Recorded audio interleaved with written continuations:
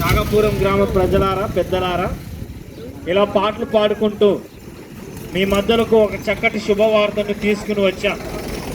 ఏంటి ఆ శుభవార్త అంటే, మరి ఈ లోకంలో ఎన్నో శుభవార్తలు వినబడుతూనే ఉంటాయి, ఎన్నో వార్తలు వినబడుతుంటాయి.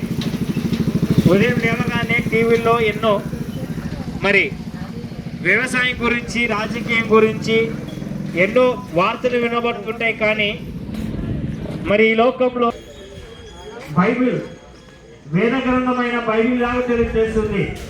దేవుడు లోకమును ఎంతో ప్రేమించాడు.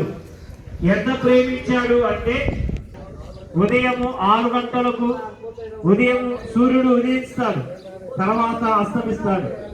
వీచే గాలి ఇవన్నీ కూడా మనకు ఉచితంగా దేవుడు అనుగ్రహించాడు. ఈరోజు వీటిని మనిషి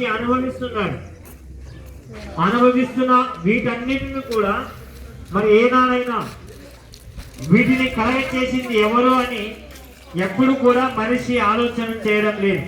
కారణం ఏంటంటే, తను చేస్తున్న పని పాటల్లో మునిగిపోయి, నేను సంపాదించాను, నేను కష్టపడ్డాను, నా మనిషి చేసిన తప్పు, దానే పాపం అంటారు.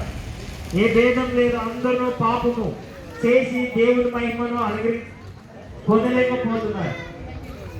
అంటే దేవుడు అనుగ్రహించు ముక్తి రాజ్యం లేదా స్వర్గరాజ్యం ఈరోజు మనం పోగొట్టుకున్నామంటే కారణము మనం చేసిన తప్పే.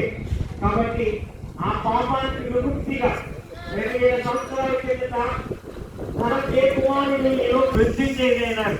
ఆయన బ్రతికిన కాలంలో ఒక మాట అన్నాడు, నేనే మార్గం, సత్యం, జీవం, నా ద్వారానే తప్ప ఎవరునూ స్వర్గానికి చేరలేడన్నారు. నిజమేనా? ఆయననే దార్య? అవును. స్వర్గానికి పోవాలంటే, ముక్తి రాజ్యం పోవాలంటే ఏసే మార్గం. మరి ఏం చేయాలి? యేసు నమ్ముకుంటే ఏం పోదు. యేసు నమ్ముకుంటే ఆస్తి అంతస్తులు కులం ఏం పోదు. యేసు నమ్ముకుంటే హృదయం మారుతుంది, హృదయంలో శాంతి వస్తుంది. ఈ శాంతి